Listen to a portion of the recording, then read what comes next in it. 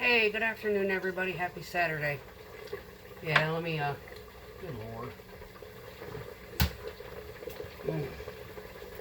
There you go. Peek inside my oven cupboards. I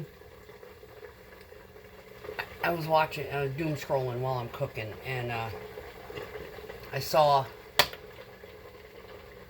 a short by, Judge Anthony, and he's like a narcissistic, like, profiler. He can see this shit when it comes into the court, kind of thing. And he helps women and or men who have decided to do divorce or whatever from this type of person, gives them advice. And I had to go back and look through a lot of my journals to see when I started to see it. And it was within the very first 6 weeks. Believe it or not.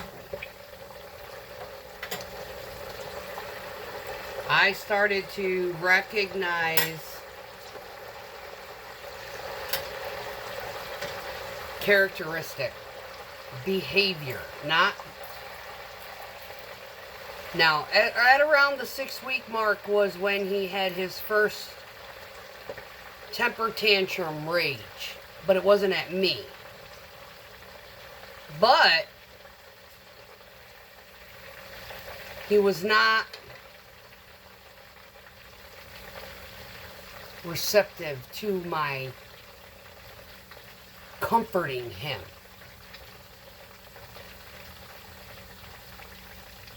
I was like, he's sitting there just having his cry-a-thon, and he's mad and whatever, and the reason why he was mad is because his father wouldn't give him money to fight custody. To pursue, he needed more money for the attorney. Because baby mama was dragging this shit out. And his attorney was taking him for a ride. Basically. It was almost as though his attorney started to see through him. He didn't do a whole lot to fucking help him. So he ended up winning the long run originally. But then it was a constant, like every time, and you gotta pay attention to what's said and how they say it. And then you have to pay attention to their mannerisms. Now, kid not being in the picture leaves a huge gap in the mannerism. So the thing you look for is him getting touchy for no fucking reason.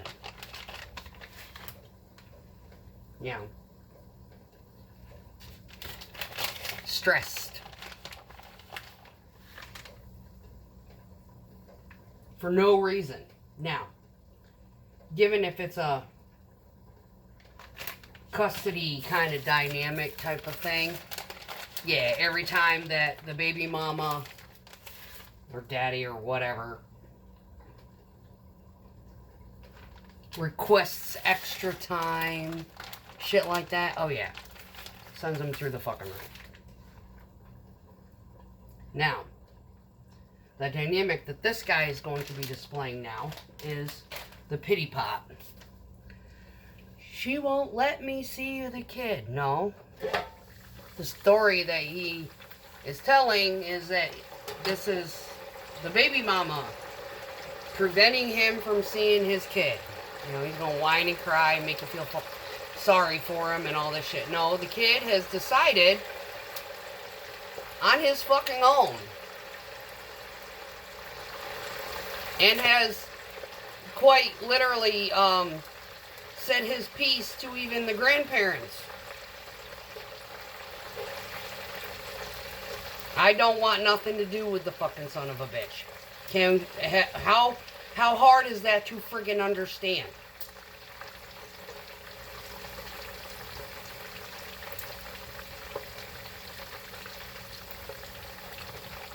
The last time I think he has seen that child, seriously, was Christmas 2023.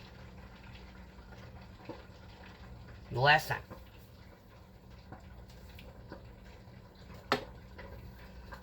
And the only reason he even seen him at that point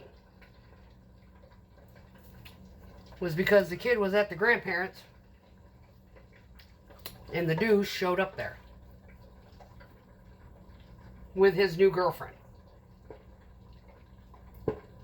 whom nobody was really impressed with. Now, she's actually pretty put together. But yeah, they were getting to know her. Well, he fucked that up too. So now he doesn't even talk to his dad at all. And, yeah. But the things that I started to notice was him getting really petty.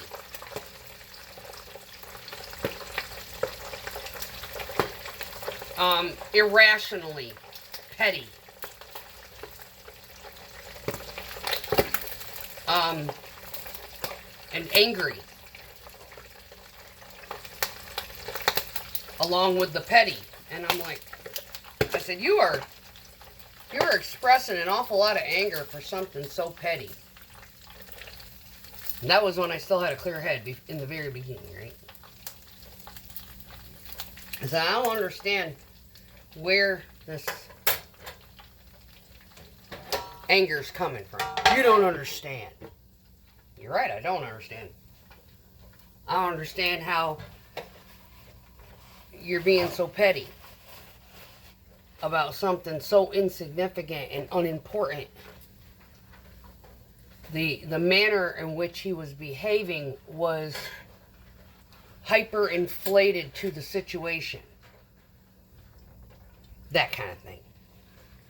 It's kind of like the punishment doesn't fit the crime. You know.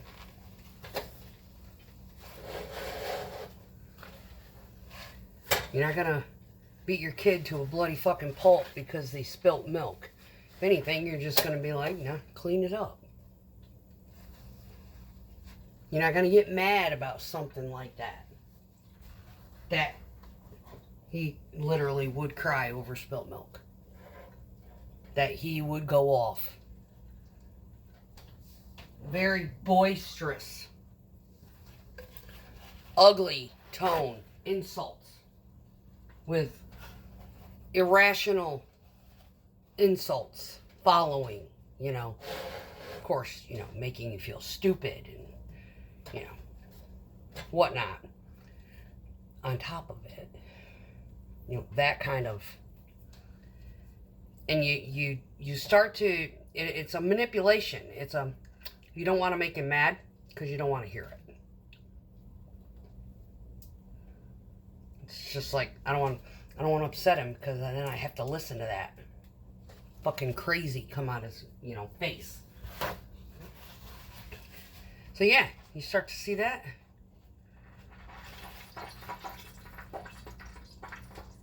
Time to go.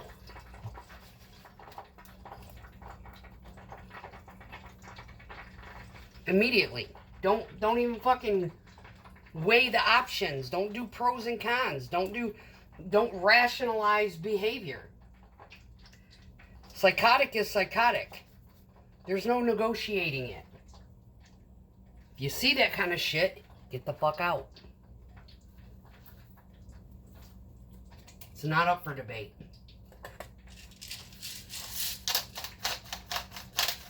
Because it only gets worse from there.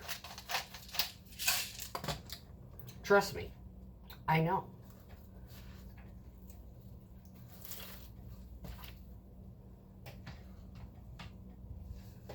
I've seen it. I made excuses. I sympathized. No, he's a sympathy predator. They're always a victim. He doesn't realize the reason why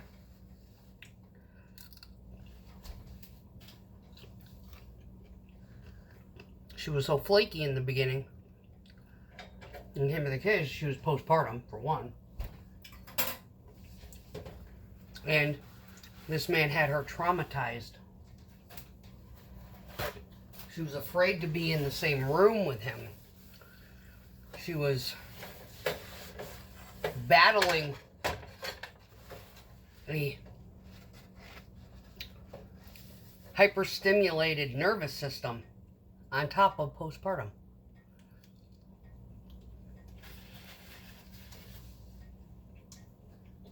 That shit ain't fun.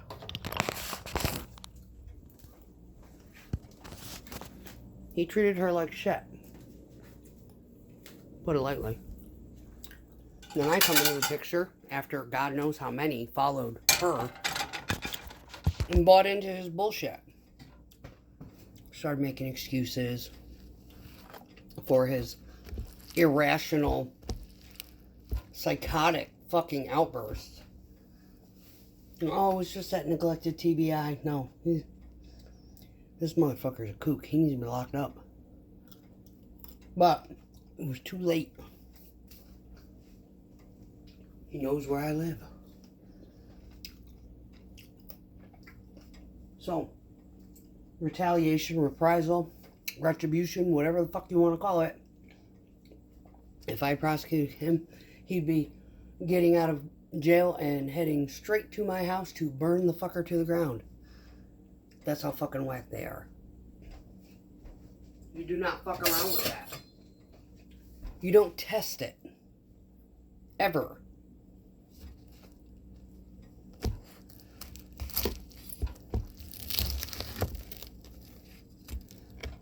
The worst thing is somebody, if you've never dealt with one of these fucking crazy people, or you run across this because someone tips you off, says,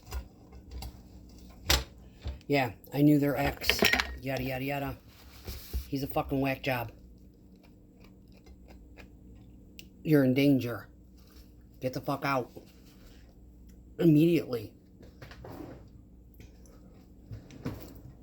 And if it's impossible and you need to make a plan, you better fucking think fast. Because they're charming as fuck and they will manipulate you right back into submission.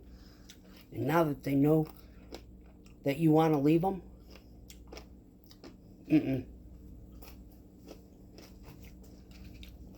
that's the worst thing.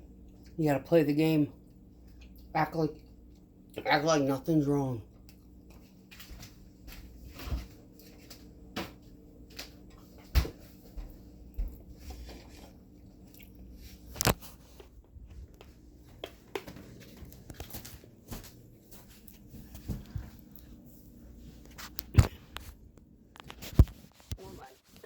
I love that stovepipe frame out. But anyway,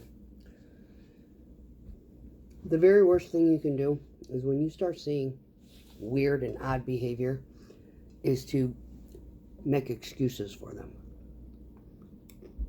You're a mature fucking adult. You need to act like it. No excuses. I don't give a fuck if they got a TBI or not. TBIs do not cause somebody to become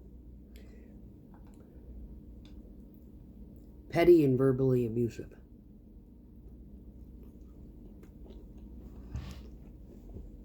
And if that be the case, and he still hasn't gotten treatment for that fucking thing, that's just an excuse to be abusive.